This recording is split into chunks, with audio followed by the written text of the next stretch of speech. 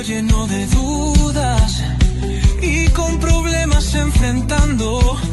Práctica y al derecho te guía, con la ley siempre a tu lado. Práctica y al derecho, el canal de la ciudadanía, con respuestas y claridad, mejoramos tu día a día.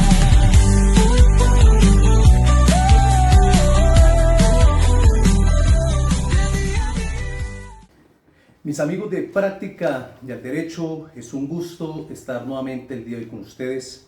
Mi nombre es Hernán Arias Vidales, soy abogado y el creador de su contenido Práctica y al Derecho. Hoy voy a tratar un tema muy importante para toda la ciudadanía, para los abogados y estudiantes de Derecho que están empezando a ejercer su actividad como abogados. Entonces voy a hablar hoy de un tema importante, que es el proceso monitorio. Este proceso tan importante, regulado en el Código General del Proceso, para que sepamos cómo hacer ese tipo de demandas y cómo debemos tanto accionar como defendernos. Entonces vamos a entrar en materia, mis amigos. Tengo que empezar por decir que cuando existen obligaciones que pueden constar a través de algo que se llama títulos valores. Los títulos valores son documentos que le dan ese derecho a una persona para exigir coercitivamente el pago de esas obligaciones dinerarias. Por eso cuando se nos adeuda una obligación, hacemos firmar un título valor, una letra, un pagaré, un cheque, giramos un cheque. Eso es un documento que consta en un título y podemos hacerlo efectivo a través del que se llama proceso ejecutivo. Pero a través del tiempo se creó la figura del proceso monitorio como una figura jurídica en la cual también puedo lograr el pago de esas obligaciones dinerarias cuando no han sido o no constan en documento como tal, en un título valor. Pero existen pruebas o antecedentes que dan prueba y fe de que una persona adeuda esa obligación. Aquí es donde surge el proceso monitorio para cobrar ese tipo de obligaciones cuando no constan en un título valor, pero consta en algún documento o existe prueba o, sin embargo, no exige solemnidad, no existe por ningún lado alguna prueba contundente de la obligación adeudada, pero sí existió un contrato entre las partes, así sea de forma verbal. Entonces, ahí vamos a hablar hoy del proceso monitorio, de cómo realizar ese requerimiento inicial de pago para que me paguen una obligación dineraria para que ese demandado cumpla con esa obligación. El proceso monitorio ha sido establecido como un proceso o regulado en el Código General del Proceso como un proceso declarativo especial.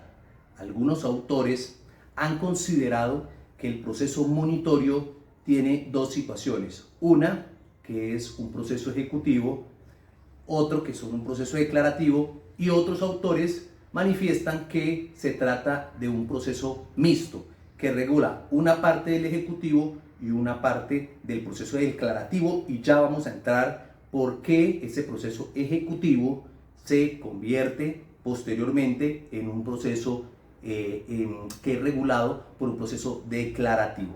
Ya vamos a entrar en materia. Inicialmente debo por decir que los requisitos del proceso monitorio, debo decir, primero, que se trate de cobrar sumas de dinero. El primer requisito es que se busque el pago de una obligación representada en dinero. Es decir, que omitimos aquí, para este tipo de procesos, obligaciones de hacer, de no ser, de dar o entregar una especie distinta al dinero. Entonces, siempre que hablemos del proceso monitorio, vamos a buscar que ese deudor pague esa obligación dineraria. Segundo, que haya una naturaleza contractual, es decir, que haya existido un acuerdo de voluntades entre el acreedor y un deudor de entregar el dinero y esa persona de pagar una suma de dinero. Ojo, en este tipo de proceso no se permite realizar el cobro de perjuicios. Si bien es cierto, la parte contractual pudo haber sido establecida dentro de un contrato de forma verbal o escrita, lo cierto es que no vamos a pedir que se nos pague perjuicio dentro de este proceso. No existe una prueba sumaria que nos pida el Código General del Proceso, que es que usted debe traer un documento. No, se permite un sinnúmero de determinadas pruebas para hacer valer que ya vamos a entrar en materia de la parte probatoria. Otro de los requisitos y tercer requisito indispensable es que sea una situación determinada. Es decir, que esa suma de dinero se pueda sacar aritméticamente diciendo me debe 20 pesos, 30 pesos porque yo le presté esta plata y me quedó debiendo, me dijo que en tal plazo me lo pagaba y no me lo pagó. Entonces tiene que ser una forma determinada o una suma cierta de dinero que se adeuda. No puede llegar a decir es que me debe esta suma de dinero y yo creo que es también esto. No, por eso en la determinación vamos a establecer capital y los intereses de esa suma de dinero que ese deudor quedó de pagar esa suma de dinero. Cuarto requisito, la exigibilidad. Es decir, que a través de ese acuerdo verbal o escrito se haya determinado una fecha en que esa persona quedaba comprometida de pagar o devolver esa suma de dinero. Entonces la exigibilidad queda establecido dentro de esta situación. Si bien es cierto, el acuerdo contractual se pudo haber sido de forma verbal, lo cierto es que se aplica la cláusula aceleratoria en este evento. Si la persona quedó de pagar unos intereses de plazo inicialmente o alguna remuneración inicial, pero incurrió en el no pago, puedo hacer exigible cláusula aceleratoria, se regula por las disposiciones de la cláusula aceleratoria, porque si no está establecido en el contrato, no significa que no la puedo hacer valer. Entonces se manifestará dentro de la demanda que hace exigible esa aceleración del plazo porque ya la persona no pagó esos emolumentos que había quedado comprometido a pagar. Es que este proceso sea de mínima cuantía. Amigos y estudiantes, la mínima cuantía es un valor que se le ha determinado el Código General del Proceso frente a esa obligación, que no puede sobrepasar de cierto capital, digámoslo así. Entonces acá se trata siempre de un proceso de mínima cuantía. La mínima cuantía, el Código General del Proceso lo regula hasta 40 salarios mínimos legales mensuales vigentes. Es decir, que si usted va a presentar una demanda por encima de esos 40 salarios mínimos legales mensuales vigentes, no puede hacer uso del proceso monitorio. Entonces tengamos en cuenta esa parte. La mínima cuantía, por tanto, permite que el ciudadano de a pie pueda acudir a un proceso monitorio sin la necesidad de un abogado. Pero recuerden que la mínima cuantía para determinar este proceso en su cuantía debe sumarse capital e intereses. Entonces, al sumar tanto el capital como intereses de una vez, no es como en el proceso ejecutivo simple o quirografario, que yo pido que se libre mandamiento de pago por capital e intereses y lo que se va a determinar como factor de competencia es el capital. Acá, por eso, más adelante vamos a ver qué nos exige como requisito de la demanda de que sea de forma precisa y clara, no solamente el capital, sino los intereses. Por así decirlo, del momento en que presentamos la demanda, debemos decir y establecer la liquidación de crédito, por así decirlo, dentro de la demanda para poder determinar de forma clara la mínima cuantía. Si bien existe la mínima cuantía, lo cierto es que si una persona adeuda una suma mayor a la mínima cuantía, puedo hacer uso de cobrar a través del proceso monitorio la cuantía hasta la mínima cuantía y pasar a un proceso declarativo para el cobro del resto de dinero. Entonces esto lo permite el Código General del Proceso. ¿Qué debe contener la demanda? la demanda para la ciudadanía en general, estudiantes, debe ser completa en su base. Debe cumplir con todos los requisitos del artículo 82 del Código General del Proceso. Es decir, que debe establecer el nombre, domicilio del demandado, dirección, todos los requisitos que pide el artículo 82 del Código General del Proceso. Y estos requisitos como demanda son importantes porque si ya vamos a ver si existe oposición por parte de la parte demandada, el proceso se transforma en un proceso declarativo en cuanto a van a fijar fecha de audiencia para practicar pruebas. Por tanto, por eso debe cumplir con unos requisitos, pero asimismo, el artículo 420 establece los requisitos y los vamos a leer de forma precisa de cuáles son los requisitos adicionales al artículo 82, adicionales a esa demanda monitoria.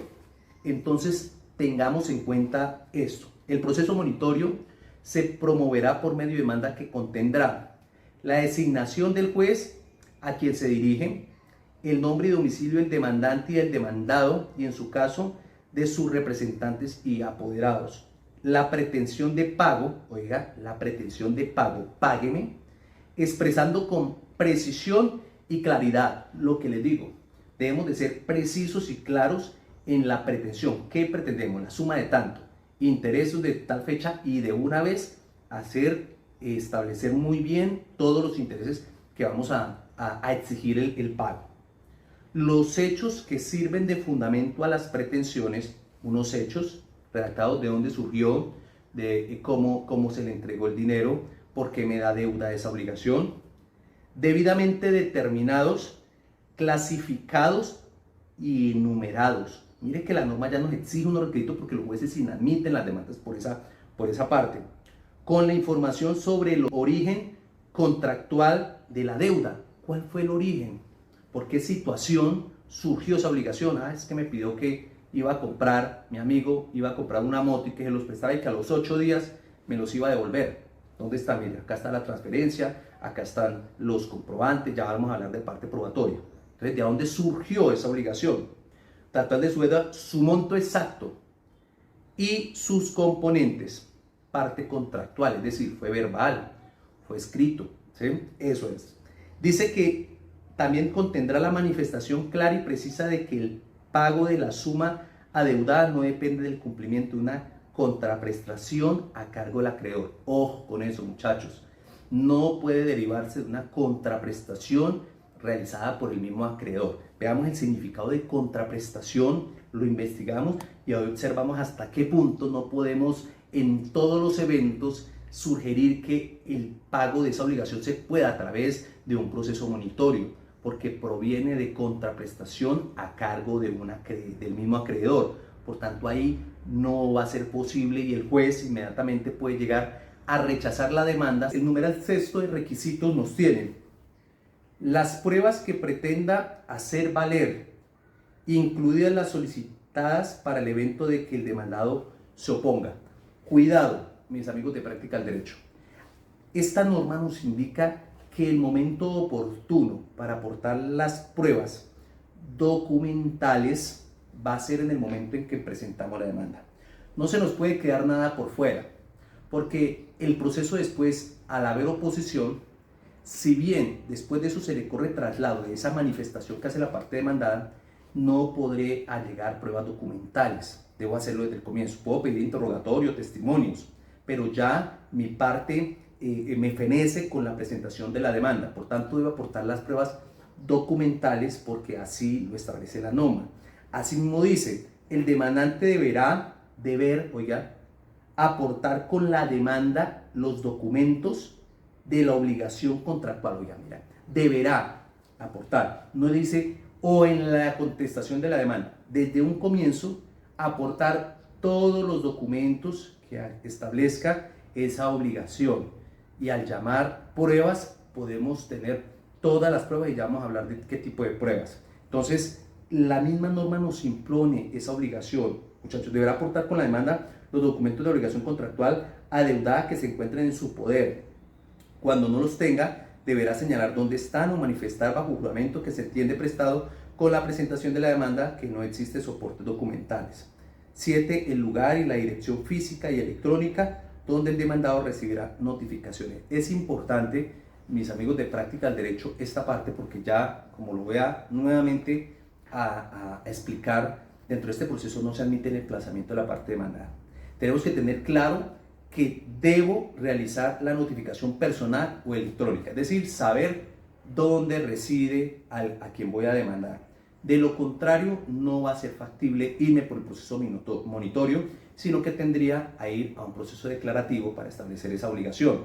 Entonces, por eso la norma nos establece como un deber la dirección física y electrónica. ¿Por qué? Porque dentro de esto no se admite emplazamiento ni nombramiento de curador. Entonces, cuidado con esto. La competencia de este proceso corresponde al juez del domicilio del demandado o del lugar donde se entiende que se daría cumplimiento a esa obligación, ¿sí? Entonces ese será el juez competente de esa parte. Entonces en la parte verbal, pues por lo general será en el domicilio de la parte demandada, lo cual conlleva a que la demanda se presente específicamente en el lugar del demandado y no en el de cumplimiento de la obligación, porque hoy día con los pagos electrónicos como tal, pues es muy complicado establecer la ciudad donde se debía haber realizado el pago, ¿no? Me lo puedo pedir un amigo o una persona de otra ciudad y por esa razón no puedo entender que porque el pago lo hice yo desde una ciudad, entonces tenga que hacerse ahí, ¿no? Entonces cuidado con eso, que la competencia será más en cabeza de la parte demandada. Se pueden acumular pretensiones, artículo 88 del Código General del Proceso, sí se pueden acumular varias pretensiones, varios demandantes contra esa mismo demandado, pero que no supere la mínima cuantía, llegado el caso. Entonces sí se pueden acumular. En cuanto al régimen probatorio que venía hablando, no existe una solemnidad, como le indiqué. El acuerdo contractual puede ser verbal o escrito. Igualmente, el Código General del Proceso no me exige una solemnidad. Por tanto, puedo llegar WhatsApp, conversaciones, toma de pantallas, ¿sí? Declaración de la otra parte, ¿sí? Todas esas pruebas las podemos allegar dentro de nuestras pruebas, reproducciones de la voz, ahorita como se envía por mensaje, mire, acá él me aceptaba que me iba a pagar. Todo en el sistema hoy día se admite esas grabaciones magnéticas. Entonces, para que lo tengamos en cuenta al momento de aportar nuestra demanda en su momento. Las pruebas, la parte demandada también se puede poner a través de la tacha, ¿sí? Dentro de este proceso existe la reforma de la demanda y ya les voy a decir en qué eventos se puede posiblemente acudir a una reforma de la demanda para tener claras nuestras pretensiones. La admisión de la demanda, una vez cumplimos los requisitos que establece la norma, el juez admitirá y dará un requerimiento de pago. Lo vamos a llamar como el auto omisorio, pero donde lo ordena requerir a la parte. Esta parte tendrá 10 días para contestar o oponerse. Recuerden que la notificación de ese auto emisorio se realizará de forma personal, es decir, que debo hacerlo a través de citatorio, aviso o, llegado el caso, por la notificación electrónica que establece la ley 2213 del 2022. Entonces ya es la opción que quiera tomar el demandante de la forma de ingreso, pero debe hacerse de esas dos formas, porque si desconozco el paradero de la parte demandada o lo cambió dentro del o lo cambió cuando empecé a surtir las notificaciones, debo mandarle a notificar e investigar dónde se encuentra para mandarle esa nueva notificación a la parte demandada. Entonces debo cumplir con la notificación del citatorio, artículo 291, 292, o si me voy por aparte por la notificación electrónica, haciendo salvedad de que debo aportar las pruebas de cómo consiguió ese correo. Entonces yo tengo un video donde hablo sobre la forma de notificación electrónica, de cómo aportar esas pruebas. Entonces, para que lo tengamos en cuenta. Dentro de este proceso, mis estudiantes y amigos de Práctica del Derecho, no se admite el recurso de reposición contra el auto que admitió la demanda. Solo se manifestará en esos 10 días si se opone a ese requerimiento de pago.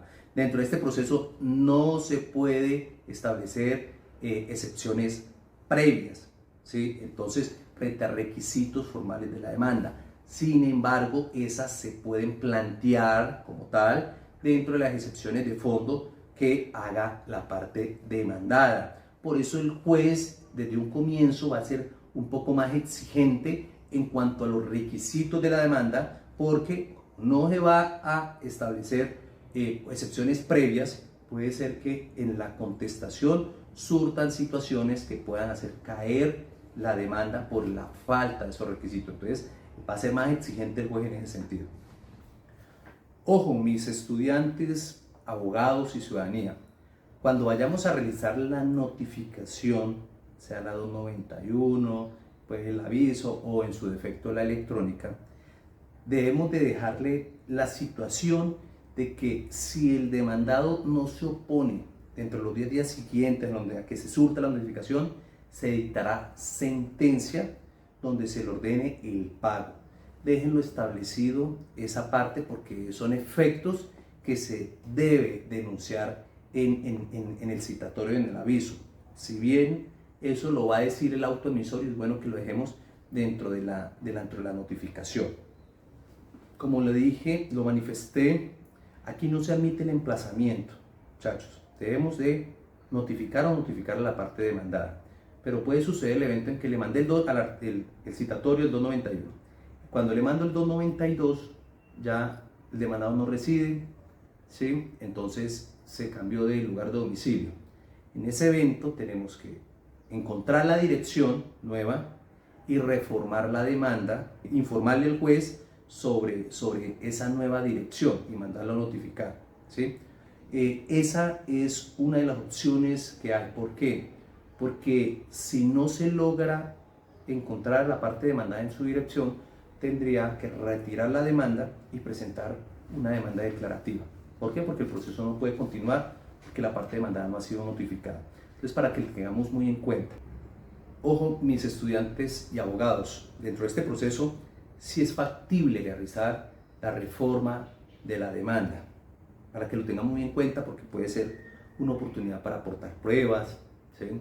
Entonces, si bien este tipo de proceso se realiza a través del proceso verbal sumario, lo cierto es que el artículo 421 permite que la parte pueda reformar la demanda. ¿Por qué? Porque se trata de un proceso de trámite también especial. Por lo tanto, sí es posible realizar la reforma de la demanda. Ahora bien, ¿cuáles son las alternativas que tiene la parte demandada? Ya una vez notificado de la demanda. Ya hablé sobre lo que hace el demandante. Ahora lo que hace la parte demandada. Primero, pagar la obligación. Y al pagar esa obligación no sucede lo mismo que en el proceso ejecutivo, donde la parte lo condenará en costas, le van a fijar la agencia en derecho y tendrá que pagar también a agencia en derecho. Aquí, si el demandado paga dentro de esos 10 días, inmediatamente el proceso se da por terminado. No hay agencias en derecho ni condena en costas. Bueno, para que tengamos en cuenta. O se puede oponer.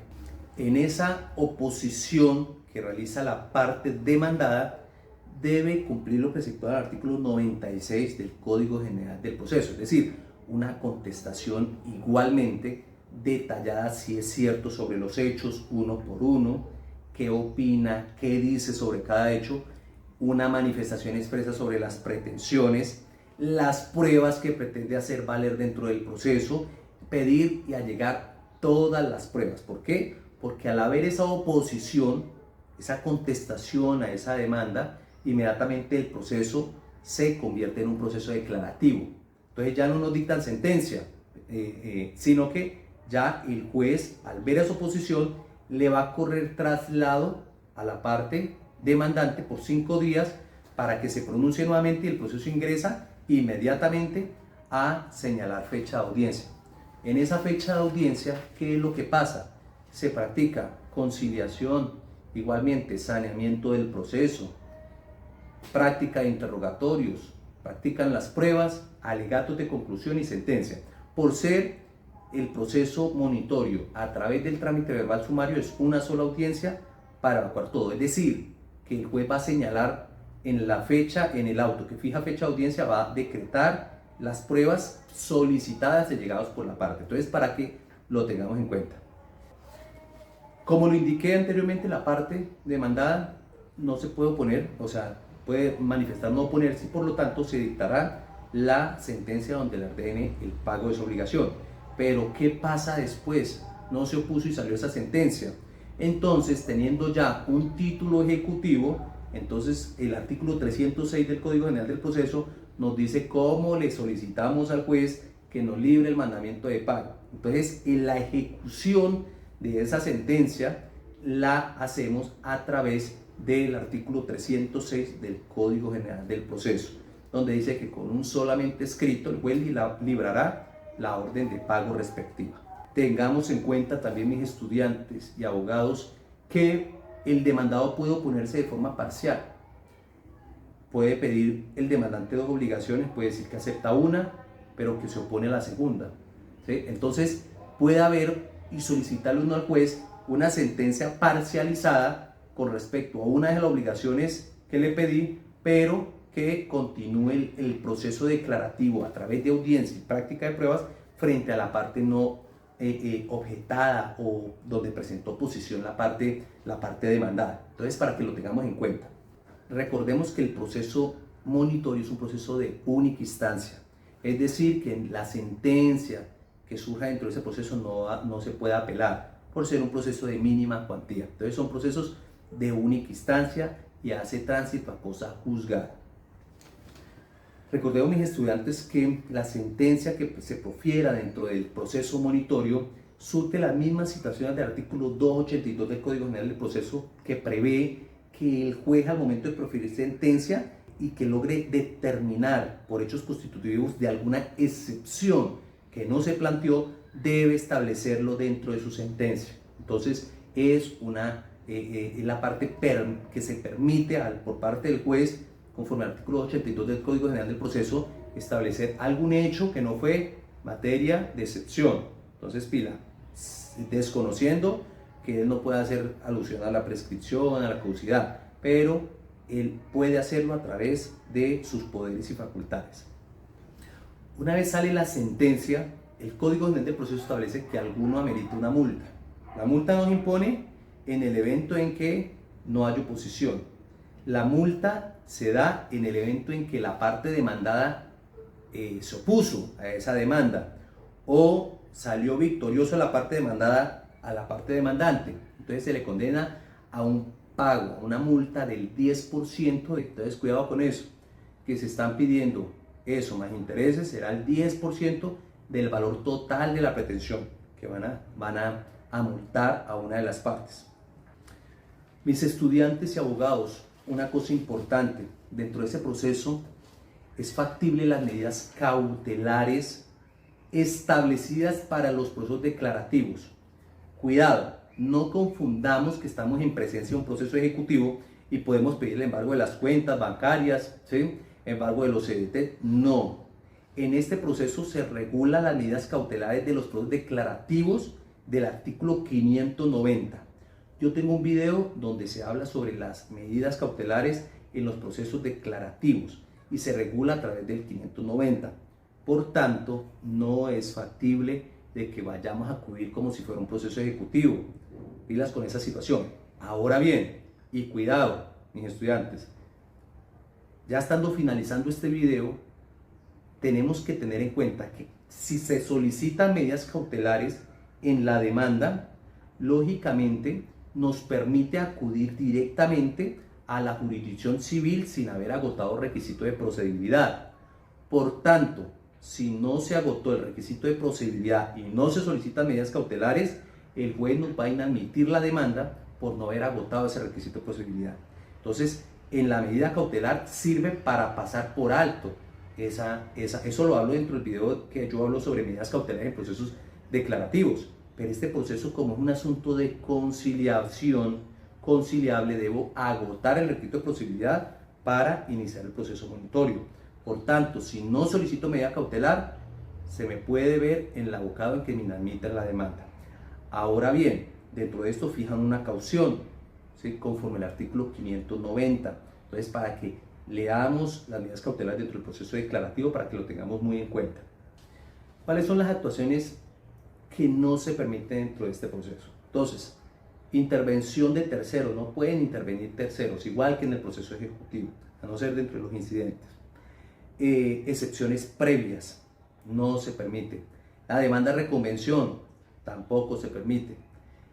Los emplazamientos, nombrar curador, no se permite dentro de este tipo de procesos, ni recurso contra el auto que admitió la demanda. Bueno, de esta forma, mis estudiantes, espero que sea de gran ayuda el proceso monitorio como forma de crear un título ejecutivo para el pago de una obligación que no haya costado en un documento como tal. Es un proceso elemental que buscó descongestionar la justicia y que a través de este proceso monitorio en algunos eventos lo han exagerado y no ha servido, como dicen, para nada, porque no han sabido darle el manejo adecuado, que se trata de obligaciones dinerarias establecidas. De esta forma, mis estudiantes, creo que dejamos visto este tema tan importante. Espero que se sigan suscribiendo a nuestro canal de YouTube y nos sigan en la fanpage como Hernán Arias Vidales Abogados. Muchísimas gracias por estar ahí al pendiente de todo lo que subimos en nuestro canal. Muchas gracias.